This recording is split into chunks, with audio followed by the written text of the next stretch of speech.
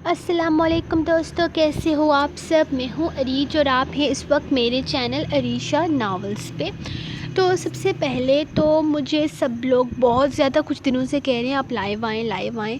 تو میں نے آپ کو بتایا تھا کہ مجھے یوٹیوب پر اتنا لمبے چکروں میں بھرنا نہیں آتا، ہاں لیکن میں نے کچھ ویڈیوز دیکھی ہیں جن میں بتایا جاتا ہے کہ لائیو کیسے آتے ہیں۔ ایک دفعہ میں خود کوشش کر کے بھی آئی ہوں صرف 3 منٹ کے لیے، تو میں کوشش کروں گی میں 100 ایپیسوڈ ہونے دیں، ناول کو کسی سائٹ پہ لگنے دیں، پھر میں آؤں گی تقریباً 28 ایپیسوڈ کے بعد انشاءاللہ میں پوری کوشش کروں گی لائیو آنے کی۔ تو ایسا ہے نا کہ 2-4 منٹ 10 منٹ کے لیے لائیو آؤں بھی تو کیا ہوں، بات بھی نہیں ہو سکتی ٹھیک سے، تو پھر تھوڑا زیادہ ٹائم کے لیے آؤں گی، تقریباً 1 گھنٹے کے لیے تو آنا ہی ہے، تو تب تک کے لیے آپ تھوڑا سا ویٹ کریں۔ تو سب سے پہلے دوسری بات جو کہ بہت ہی خاص ہے، جو میں کہنا چھوڑتی ہوں، کیا ہے نا کہ کچھ لوگوں نے میری اس بات کو کاپی مار لیا، تو پھر میں نے سوچا کہ یار تم لوگوں نے کاپی کر لیا تو تم ہی لوگ رکھ لو، مجھے نہیں چاہیے۔ لیکن پھر ریڈرز کمنٹس کرتے ہیں، تو میں بتا دیتی ہوں کہ جن کو ایسا لگتا ہے کہ میری سپیڈ سلو ہے، وہ سپیڈ سے وہاں پہ جائیں اور اپنی سیٹنگ سے جا کر سپیڈ تھوڑی تیز کر لیں، ٹھیک ہے۔ اور دوسری بات یہ کہ جنہیں لگتا ہے کہ مجھے نہیں پڑھنا چاہیے کیونکہ میری آواز ان کے کانوں میں جاتی ہے تو ان کے اچھا نہیں فیل ہوتا، تو میں کہتی ہوں میوٹ کر لو بھائی، میوٹ کر لو، اتنا ایزی ہوتا ہے میوٹ کرنا، صرف وہاں پہ جہاں پہ اسپیکر رکھا ہوتا ہے اسی پہ کلک مارو، انگلی مارو، وہ میوٹ ہو جائے گی، عریشہ کی آواز بند ہو جائے گی، آپ خود بھرنا شروع کر دینا۔ تھوڑی سی اب یہ لائک کرتے ہوئے تو کنجوسی کرتے ہی ہو، میں مانتی ہوں آپ لوگ ہو ہی کنجوس، لائک کرتے ہوئے آپ لوگوں کی کنجوسی چلتی ہے، لیکن یار اب آواز میوٹ بھی تو اسی طریقے سے ہوتی ہے نا، تھوڑی سی انگلی کو تکلیف دے دیا کرو، کچھ نہیں ہوتا، کوئی فرق نہیں پڑتا، بس تھوڑی سی تکلیف ہوگی اور بس آواز بند، ٹھیک ہے، میری بکواس بند ہو جائے گی، آپ لوگوں نے اپنا ناول پڑھنا ہے اور پھر لائک وغیرہ کمنٹ کرنے کی ضرورت ہے ہی نہیں، آپ لوگوں نے بس جانا ہے، کیونکہ مجھے لائکس اور کمنٹس ایسے بھی بہت ملتے ہیں یہاں پہ، یوٹیوب والے ریڈرز بہت اچھے ہیں اور مجھے بہت زیادہ سپورٹ دیتے ہیں، فیس بک والے بھی برے نہیں ہیں، کل غلطی سے میں نے بول دیا کہ فیس بک ریڈرز اتنا لائک نہیں دیتے جتنا وہ یوٹیوب والے دیتے ہیں، تو مجھے فیس بک پہ میسیج آیا آپ ہی یہ تو آپ نے بڑی غلط بات کہی ہے، کہا نہیں اب میں نے نہیں بولنا، یہ یوٹیوب والے اور فیس بک والے مکس ہے، تو میں ذرا دور ہی رہوں، احتیاط کرنی پڑے گی، فیس بک والوں کے بارے میں کوئی بات نہیں کرنی یوٹیوب والوں کے سامنے، اور یوٹیوب والوں کے بارے میں کوئی بات نہیں کرنی فیس بک والوں کے سامنے۔ چلو اب ہم نے بہت کر لی بکواس، یار میری 2 منٹ تو میری بکواس میں نکل گئے، چلو اب بھی ہم ایپیسوڈ سٹارٹ کرتے ہیں۔ ایپیسوڈ تھوڑی سی رومانٹک ہے، یہاں پر وہ ایکسٹرا اسلامک لوگ یہاں سے نکل جاؤ یار، میں پہلے ہی بتا چکی ہوں کہ میرا ناول رومانٹک ہوتا ہے، تو یار آپ لوگ کرتے کیا ہو یہاں پہ، مجھے اس بات کی سمجھ نہیں آتی، بھاشن بازی کرنے آتے ہو، درس دینے آتے ہو، دو چاہیے آپ لوگوں کے درس چاہیے، لیکن اپنی سوچ کو نا وہیں تک رکھو جہاں تک چل سکتی ہے، فضول میں دوسروں پر تھوپنے کی کوشش مت کیا کرو، آپ نے دے دی اپنی بات، اپنا پوائنٹ آف ویو بیان کر دیا، ٹھیک ہے بات ختم، اب اس پر تھوپو مت کہ کرو ہی کرو، تم یہ کرو ہی کرو، میں تمہیں کہہ رہا ہوں تو تم کرو ہی کرو، ایسا نہیں ہوگا، ایسا کوئی بھی نہیں کرتا، آپ نے بات کر دی، آپ نے اپنا فرض پورا کر دیا، اب بس جائیں یہاں سے، اب اگلے بندے کی مرضی ہے کہ وہ آپ کی بات مانتا ہے یا نہیں مانتا، اوکے۔ اور یہ بات میں نے غصے میں نہیں بولی، میں ایسی کوئی بھی بات بولتی ہوں، میں ریٹو کہتے ہیں ریچا بھی غصہ ہوگی نا، میں غصے میں نہیں بولی، کیا میں فضول کاموں میں لگا دیتی ہوں یار، کیوں مجھ سے اتنی باتیں کرواتے ہو، مجھے قسط پڑھنے دو، اوکے۔ دستہ دارم قسط نمبر 72، تحریر عریج شاہ۔ یہ کیا کہہ رہی ہیں آپ کو آرام کی ضرورت ہے، سو جائیں پلیز، فضول چیزیں سوچنے کی ضرورت نہیں ہے، وہ فوراً اس کے ہاتھوں سے اپنا ہاتھ نکالتے گھبرا کر بولی، تو ساحر شاہ کے لبوں پر دلکش مسکراہٹ بکھر گئی، میں نہ تو فضول کام سوچتا ہوں اور نہ ہی فضول کام کرتا ہوں، اور ویسے بھی یہاں تو بات میرے نشے کی ہے جسے میں ہر حال میں پورا کروں گا، کہ یہ اپنا شرمانہ گھبرانا ایک سائڈ پہ رکھ دو، فی الحال میں تمہاری شرم و حیا دیکھنے کے موڈ میں نہیں ہوں، ادھر آؤ میرے پاس۔ اس کی بات کا خوب مزہ لیتے ہوئے ساحر نے اس کا بازو پکڑا کر دوبارہ اپنے قریب کھینچ لیا۔ ساحر سائیں، ہم گھر پہ نہیں ہیں، یہ ہسپتال ہے، پلیز سمجھنے کی کوشش کریں، وہ اس کے ہاتھ سے اپنا ہاتھ نکالتے مزاحمت کرتے ہوئے بولی، لیکن تم تو میری بیوی ہو نا، کیا ہسپتال کیا گھر، مجھے افسوس نہیں ہو جا رہا اس دشمن پر جس نے مجھ پر حملہ کیا، کم از کم نشہ تو پورا کرنے دیتا بے غیرت۔ پچھلے 5 مہینوں سے سولی پر لٹکا ہوا ہوں، اب اس آدمی سے میری دشمنی بڑھ گئی ہے، اس نے مجھ سے میرا نشہ چھینا ہے، اور نشہ چھیننے پر تو میں اپنے نشے کو بھی معاف نہ کروں۔ وہ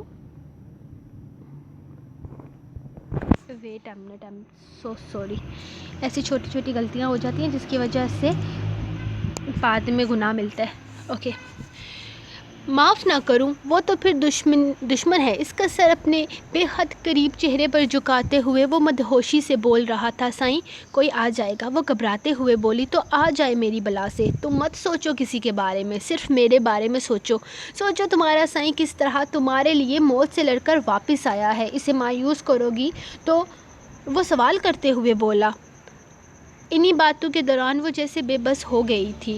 وہ اسے اپنے مزید قریب کر چکا تھا، ایک ہاتھ پر ڈرپ لگی ہوئی تھی ہونے کی وجہ سے اس کا ہاتھ کافی زیادہ سوج گیا تھا، جبکہ دوسرے ہاتھ سے وہ اس کی کمر پر خوب منمانیاں کر رہا تھا۔ سائیں گھر چلیں نا پھر، اس نے آدھی ادھوری بات کی کرتے ہوئے سمجھانا چاہا۔ معصوم لومڑی، میں ساری زندگی خود بھی ہسپتال رہنے کا ارادہ نہیں رکھتا، گھر تو مجھے جانا ہی ہے۔ اور تم نے تو مجھے گانا سنانے کا بھی وعدہ کیا تھا، گانا تو تم نے مجھے سنانا ہی ہے، لیکن اب تم مجھے ڈانس بھی کر کے دکھاؤ گی۔ وہ باتوں ہی باتوں میں اسے دیکھتا ایک اور فرمائش نوٹ کروا چکا تھا، جبکہ اس کی بات پر اس کی پوری آنکھیں کھل چکی تھی۔ ساحر سائیں کی گرم سانسیں وہ اپنے چہرے پر محسوس کر رہی تھی۔ کیا مطلب ہے آپ کی اس بات کا؟ آپ نے مجھے ڈانس کرتے ہوئے کب دیکھا ہے؟ میں نے تو کبھی ڈانس نہیں کیا۔ وہ آنکھیں پھیلائے اسے اس کی اصل بات سے ہٹانے کی کوشش کر رہی تھی۔ کوشش مت کرو، کوشش فضول ہے، تم کسی بھی بات کی طرف سے میرا دھیان دلا کر اس طرف سے نہیں ہٹا سکتی۔ مجھے میرا نشہ پورا کرنا ہے، تمہیں پتہ ہے نا، چاہے کچھ بھی کیوں نہ کرو، نشہ پورا کر کے رہتا ہوں۔ میرے ہر کام میں میرا نشہ میرے ساتھ برابر کا شریک ہے، اور تم میرا وقت برباد کر رہی ہو۔ میں صرف تمہاری مرضی کا انتظار کر رہا ہوں، مجھے مجبور مت کرو، میں اپنی مرضی کروں۔ وہ شاید اب بھی اسے موقع دے رہا تھا۔ آپ بالکل بھی اچھے انسان نہیں ہیں، میں تو آپ کو بہت اچھا سمجھتی تھی۔ وہ آنکھوں میں آنسو لاتے ہوئے اس سے کہنے لگی جیسے اس کی ڈیمانڈ پر اسے بہت بڑا صدمہ ہوا ہو۔ چلو اچھا ہوا تمہیں پہلے ہی پتہ چل گیا، آگے پتہ چلتا تو زیادہ بڑا صدمہ ہوتا۔ تو مزید وقت برباد مت کرو۔ وہ اس کی کمر میں اپنی انگلیوں سے دباؤ ڈالتا اسے اپنے چہرے پر مزید قریب کرتے ہوئے بولا، میں نے نہیں کرنا، یہاں گھر چلیں پھر کروں گی۔ وہ ذرا اترا کر اپنی گردن اکڑا کر بولی، مانا میں تمہاری مرضی کا منتظر ہوں، لیکن تمہیں ایسا کیوں لگتا ہے کہ تمہاری اکڑ دیکھ کر میں اپنی بات سے پلٹ جاؤں گا؟ مجھے پسند ہے تمہارا نخرہ، لیکن ایک حد میں، جب حد سے بڑھ جائے تو میں اپنی منمانی پر اتر آتا ہوں۔ اس بار وہ بنا اسے مزید کچھ بھی کہنے کا موقع دیے اس کے بالوں پر اپنے ہاتھ کا وزن بڑھاتا اسے اپنے چہرے کے قریب کرتے ہوئے اس کے لبوں کو اپنے لبوں کی دسترس میں لے چکا تھا۔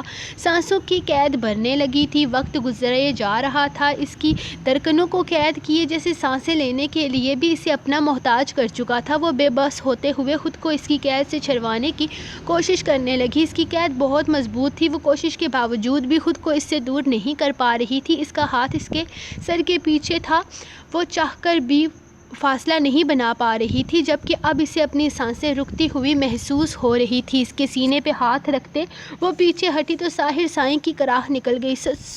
ساحر سائیں تکلیف کی شدت بڑھنے پر وہ اس کے پیچھے سے اپنا ہاتھ ہٹا چکا تھا، جبکہ اس کے چہرے کے تاثرات دیکھتی وہ خود بھی بوکھلا گئی تھی۔ اس نے خود پر لعنت بھیجی، وہ کیسے اپنا ہاتھ اس کے زخم پر رکھ کر اسے تکلیف سے دوچار کر چکی تھی۔ آنسو ٹپ ٹپ اس کی آنکھوں سے گرنے لگے، جبکہ ساحر سائیں کا سارا دھیان فی الحال اپنے سینے کی جانب تھا جہاں درد کی ٹھیسیں اٹھ رہی تھی۔ جانے کتنی دیر سے اس کا ہاتھ اس کے زخم پر تھا، جسے شاید اپنا نشہ پورا کرنے کے درمیان محسوس بھی نہ کر سکا تھا، لیکن مزاحمت کے دوران نہ جانے کیسے اسے تکلیف دے بیٹھی تھی۔ وہ جانتا تھا اس کی سازش جان بوجھ کر ایسا ہرگز نہیں کر سکتی۔ اس نے خود کو نارمل ظاہر کرتے ہوئے اسے دیکھا تو اس کی آنکھیں دیکھ کر وہ جیسے تڑپ اٹھا، میں ڈاکٹر کو بلا کے لاتی ہوں۔ وہ گھبراتے ہوئے لہجے میں بولتی پلٹی ہی تھی کہ اچانک ساحر نے اس کا ہاتھ تھام کر اسے واپس اپنے قریب کھینچ لیا۔ دماغ تو خراب نہیں ہو گیا تمہارا؟ کیوں میرا رومانٹک موڈ خراب کر رہی ہو اس ڈاکٹر کو یہاں بلا کر؟ ابھی میرا نشہ پورا نہیں ہوا، اسے کچھ بھی ایک بار پھر سے اپنے قریب گھسیٹتے ہوئے وہ اپنے سابقہ موڈ میں لوٹ آیا تھا۔ آپ کو درد ہو رہا ہے نا؟ اس کے بے حد قریب اس پر جھکے ہوئے وہ آنسو بہاتے ہوئے بولی تو ساحر کو اس پر ٹوٹ کر پیار آیا۔ وہ لمحے میں اسے اپنے بے حد قریب کر چکا تھا۔ اتنی محبت، اتنی چاہت آج سے پہلے کب محسوس کی تھی اس نے؟ یہ آنسو اس کی خواہش تھے، یہ تو اس کی خواہش تھی کہ کوئی اسے ٹوٹ کر چاہے، اس کے لیے آنسو بہائے، اس کی خوشیوں میں خوش رہے۔ اس نے سوچ لیا تھا وہ کسی ایسی لڑکی سے شادی کرے گا جس کے دل میں کسی اور مرد کا نقش کبھی بھی نہیں رہا ہو۔ وہ کسی ایسی لڑکی سے شادی کرنا چاہتا تھا جس کا دل شفاف ہو، جس کی محبت نکاح کے بندھن سے بندھی ہو۔ اس کی پناہوں میں یہ لڑکی ویسی ہی تو تھی جیسی وہ چاہتا تھا۔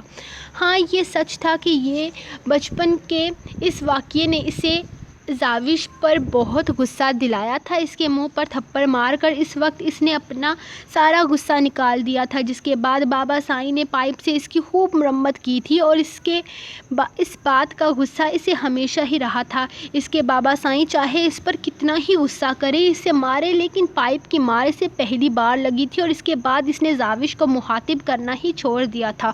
وہ چھوٹا تھا، تب اکثر سوچتا تھا کہ وہ اس سے بدلہ لے گا۔ وہ تو اس سے کوئی بدلہ نہ لے سکا، ہاں، لیکن وہ اپنے تھپڑ کا بدلہ خوب لے رہی تھی، اسے تڑپا کر، اس سے دور رہ کر، لیکن وہ خود بھی تڑپ رہی تھی۔ نہ جانے کیسے کاٹے تھے اس نے یہ پچھلے 5 دن، نہ جانے کیسے اس نے خود کو سنبھالا تھا۔ اس کے سینے سے لگی وہ خاموشی سے آنسو بہانے میں مصروف تھی۔ اس کی پیشنٹ ڈریس ساری بھیگتی جا رہی تھی۔ زاوش، میں نے تمہیں رونے کے لیے یہاں نہیں بلایا یار، تم تو رو رو کر مجھے مزید بیمار کر دو گی، وہ اکتا کر بولا تو اس کے سینے سے اٹھتی زاوش نے اپنے آنسو صاف کیے۔ گڈ، اب پاس آؤ سائیں، اس کی فرمائش پر وہ چلائی تھی۔ اونچا نہیں سنتا میں لڑکی، تمہاری بھول ہے کہ اپنا نشہ پورا کیے بنا تمہیں یہاں سے جانے دوں گا۔ اب پاس آؤ، یقین کرو اگر اس وقت میرے پاس سگریٹ ہوتے تو میں پوری ڈبی ختم کر چکا ہوتا۔ تم تو ایک ہی کش میں مری جا رہی ہو۔ وہ اسے تنگ کرنے کی کوئی بھی کسر چھوڑنا نہیں چاہتا تھا۔ اس کے گھورنے پر اس کی مسکراہٹ گہری ہوتی جا رہی تھی، لیکن اس سے پہلے کہ وہ اسے مزید اپنے قریب کرتا، کوئی دروازے سے اندر داخل ہوا۔ ساحر کا موڈ اچانک خراب ہوا تھا، جبکہ زاوش اس کے قریب سے اٹھتی کھڑی ہوئی تھی، لیکن ساحر سائیں نے پھر سے اس کا ہاتھ تھام لیا۔ وہ نہیں چاہتا تھا کہ وہ لمحہ بھر کے لیے بھی اس سے دور جائے۔ السلام علیکم۔ وہ جان بوجھ کر دارم سے ملنے نہیں گئی تھی، وہ اس کی کسی خوش فہمی میں مبتلا نہیں کرنا چاہتی تھی۔ وہ جلدی ہی سے چھوڑ کر جانے والی تھی تو مزید فارمیلٹیز نبھانے کا اس کا کوئی ارادہ نہیں تھا، لیکن شاید اب دارم سائیں سب کے سوالوں کے جواب دے دے کر تنگ آ چکا تھا، تبھی خود سے ہی اسے فون پر کال کی۔ ایک تو ڈاکٹر اسے فون استعمال کرنے کی اجازت نہیں دے رہا تھا، اس کا فون انہی کے پاس تھا، لیکن تھوڑا سا آنکھیں دکھانے پر وہ اسے فون دینے کے لیے تیار ہو گئے تھے۔ اس نے سب سے پہلے در کو ہی فون کیا تھا، جو اتنا سب کچھ ہو جانے کے باوجود بھی اپنا ہول توڑ کر باہر نہیں نکلی تھی، یہاں تک کہ وہ اس سے ملنے ہسپتال تک نہیں آئی تھی۔ اس کا زخموں سے چھنی جسم اسے اس وقت کتنی تکلیف سے دوچار کر رہا تھا، در کو شاید اندازہ بھی نہیں تھا، یا شاید اندازہ تھا لیکن وہ پھر بھی آنا نہیں چاہتی تھی۔ اس کی بے رحمی نے اسے غصہ تو دلایا تھا، لیکن سب کے سامنے اس نے بڑی مشکل سے لڑکی کی غیر موجودگی کو ہینڈل کیا تھا، لیکن اب بھی اس کی طرف سے سرد سا سلام سن کر اس کے ماتھے پر بل آ گئے۔ شاید وہ اس کی طرف سے بے تاب سوالات سننا چاہتا تھا۔ وعلیکم السلام، تمہیں شاید پتہ نہیں ہے کہ مجھے گولی لگی ہے۔ وہ نہ جانے کیسے یہ جملہ بول گیا، جبکہ وہ جانتا تھا کہ وہ سب کچھ جانتی ہے، اسے سب پتہ ہے، اس کے درد سے وہ باخبر ہے، لیکن کہیں نہ کہیں شاید پچھلے 5 مہینوں کی بے تحاشا محبت کی امید شامل تھی جو وہ اس سے جتاتی تھی۔ میں بچی نہیں ہوں دارم سائیں، جو کھیل کھیل میں یہ بھول جاؤں گی، مجھے سب کچھ پتہ ہے۔ وہ جیسے بیزار لہجے میں گویا ہوئی، تو اس کے لہجے نے دارم سائیں کو تکلیف دی تھی، لیکن وہ بڑے دل سے کا مظاہرہ کرتے اسے معاف کرتا، پھر بولا، تو میں کیا کروں؟ آپ کو گولی لگی ہے، وہاں آ کر آپ کی خدمتوں میں لگ جاؤں تاکہ آپ کو پھر سے فضول محبت کا دورہ پڑ جائے؟ مجھ سے نہیں ہوتے یہ ڈرامے مزید، میں پہلے ہی بتا چکی ہوں کہ مجھے کسی چیز سے کوئی فرق نہیں پڑتا، لیکن بار بار مجھے ان سب چیزوں میں گھسیٹا جا رہا ہے۔ دیکھیں دارم سائیں، مجھ سے کسی طرح کی کوئی امید مت لگائیں، افسوس اور دکھ ہوگا آپ کو۔ آئی ایم سوری اگر آپ کو میرا ہسپتال نہ آنا برا لگا، لیکن میں آپ کو کسی طرح کی کوئی جھوٹی امید نہیں دے سکتی۔ اس کے لہجے میں ذرا برابر مروت نہ تھی، لیکن دوسری طرف دارم سائیں اپنا غصہ ضبط کرتے ہوئے جب بولا تو در کی بولتی بند ہو گئی۔ اچھا، تو تم مجھے کسی غلط فہمی میں مبتلا نہیں کرنا چاہتی؟ تو یہ رو رو کر جھوٹے آنسو بہا کر میرے گھر والوں کو کیوں متاثر کر رکھا ہے تم نے؟ وہ سب تمہارے سگے تب ہیں جب میں تمہارا کچھ لگتا ہوں۔ اگر تم مجھ سے ہی تعلق نہیں رکھنا چاہتی تو ان کے سامنے ڈرامے کیوں کر رہی ہو؟ اپنے یہ آنسو، یہ بے قراری مجھے دکھاؤ ظالم جانم سائیں، ہو سکتا ہے میں تم پر ترس کھا کر تمہیں تمہاری منچاہی چیز دے دوں۔ میرے گھر والوں کے ہاتھ میں کچھ بھی نہیں ہے جن کے سامنے تم ڈرامے کر کے اپنی مطلوبہ خواہش پوری کرو گی۔ یہ آنسوؤں سے گھائل آنکھیں مجھے دکھاؤ، یقین کرو اور کچھ حاصل ہو نہ ہو اپنی قربت سے تمہیں مہکا دوں گا، وصل کے لمحات میں تمہیں خود پر غرور کرنے کا موقع دوں گا۔ اب مزید گھر والوں کے سامنے ڈھونڈ سے بہانے کی ضرورت نہیں ہے۔ اگر ڈرامے بازیاں کرنی ہیں تو یہاں آ کر کرو میرے پاس۔ یہاں تمہاری مطلوبہ خواہش تو پوری نہیں کر سکوں گا، لیکن شوہر ہونے کے سارے حقوق ادا کروں گا۔ ٹانگیں قبر میں لٹکی ہوئی ہیں اور وہاں بھی آپ کو یہ بے خودگی ہی سوجھ رہی ہے۔ کچھ شرم کریں، ہسپتال کے بستر پر پڑے ہیں۔ وہ اس کی بات کاٹتے ہوئے اسے شرم دلانے لگی، کیونکہ دوسری طرف اس کے کانوں کی لو تک سرخ ہو چکی تھی۔ اس کے جھٹکنے پر دارم سائیں کا دلکش قہقہ بلند ہوا۔ شرما رہی ہو جانم سائیں؟ دور سے شرماؤ گی تو پھر مسئلہ ہوگا نا۔ میرے پاس آؤ، 4 دن سے تمہارا چہرہ نہیں دیکھا، قسم سے دل جیسے دھڑکنا بھول گیا ہے، تڑپ رہا ہوں تمہارے دیدار کی خاطر۔ اب مزید مت تڑپاؤ۔ وہ جیسے التجا کر رہا تھا۔ لوگ اسے ظالم سردار کہتے تھے، لیکن وہ کہاں جانتے تھے کہ وہ ظالم سردار ایک چھوٹی سی لڑکی کے سامنے اتنا بے بس تھا کہ اس کے لیے کچھ بھی کرنے کو تیار تھا۔ ہاں بے شک وہ اس سے اس کی سانسیں مانگ لے، وہ خوشی خوشی دے دے گا، لیکن طلاق؟ وہ خود کو ختم کر کے اسے بیوہ تو کر سکتا تھا، لیکن اسے خود سے آزاد نہیں کر سکتا تھا۔ وہ آخری سانس تک اس کی تھی۔ میرے پاس فضول ٹائم نہیں ہے وہاں پر برباد کرنے کے لیے، وہ بے حد بے رحمی سے بولی۔ یہ تمہارا آخری فیصلہ ہے؟ وہ دوسری طرف سے ہارے ہوئے آواز آئی۔ ہاں، اس نے گردن اکڑا کر کہا۔ وہ ہار گیا اس کے سامنے۔ اسے خوشی ہوئی تھی۔ ٹھیک ہے، مت آؤ، میں خود آ جاؤں گا جمعے تک، پھر اپنی خیر منانا۔ اس کے لہجے میں دھمکی تھی۔ نور نے گھبرا کر فون کو دیکھا جو بند ہو چکا تھا۔ نہ جانے اب اس آدمی نے کیا سوچ رکھا تھا۔ فون ایک سائڈ پر رکھنے کی دیر تھی کہ وہ پھر سے بجنے لگا۔ سمرا کی کال آتی دیکھ وہ فون اٹھاتی اپنے کان سے لگا چکی تھی۔ وہ اسے خود سے دور نہیں کرنا چاہتا تھا۔ اس کی کلائی اس کے مضبوط ہاتھ میں قید تھی، جبکہ دروازے پر کھڑا عارش نگاہوں میں شرارتی مسکراہٹ لیے اسے دیکھے جا رہا تھا۔ کیا ہو رہا ہے اس بند کمرے کے پیچھے؟ ذرا مجھے بھی تو پتہ چلے۔ میں تو کب سے انتظار کر رہا ہوں کہ زاوش باہر آئے گی تو میں بھی ظاہر سائیں کی خیر و خیریت دریافت کروں گا، لیکن یہاں تو میرا انتظار ہی رہ گیا۔ اب پچھلے آدھے گھنٹے سے میں دروازے پر کھڑا ہوں، آپ کا انتظار کر رہا ہوں۔ زاوش بھابی، اگر آپ کی میٹنگ ختم ہو چکی ہو تو میں بھی ذرا سا ظاہر ادا سائیں سے بات کر لوں۔ وہ سر جھکاتے ہوئے بڑے شرارتی لہجے میں اس سے کہہ رہا تھا، جبکہ اجازت مانگ رہا تھا۔ ہاں ضرور، آپ بات کر لیں، میں چلتی ہوں۔ دارم ادا سائیں کے کمرے میں وہ اپنا ہاتھ چھڑواتے ہوئے اس سے کہنے لگی، لیکن ظاہر کا ایسا کوئی ارادہ نہیں تھا۔ اس کے ہاتھ کو جھٹکا دیتا وہ عارش کو دیکھنے لگا۔ تم بعد میں آنا عارش سائیں، ہم بعد میں بات کریں گے، فی الحال میں مصروف ہوں۔ جاتے ہوئے دروازہ بند کر دینا۔ وہ اب کوئی فضول بات نہیں۔ وہ اس سے جانے کا اشارہ کرتا اس کو اپنے قریب بیٹھنے کا اشارہ کر رہا تھا۔ یہ کیا بات ہوئی؟ میں آدھے گھنٹے سے انتظار کر رہا ہوں۔ عارش تڑپ اٹھا تھا۔ شادی کیا ہوئی ہے؟ آپ بھی بدل گئے؟ نہ سب لوگ بدل جاتے ہیں شادی کے بعد۔ میں آپ کو بہت مضبوط سمجھتا تھا، سخت لونڈا سمجھتا تھا، لیکن آپ بھی نکلے نا جورو کے غلام۔ وہ ہاتھ ملتے بالکل عورتوں کی طرح دہائیاں دے رہا تھا۔ کوئی کہہ نہیں سکتا تھا کہ یہ پیرس کا ایک بہت ہی مشہور اور پڑھا لکھا سنگر ہے۔ زاوش نیچے سے میرا جوتا اٹھا دو۔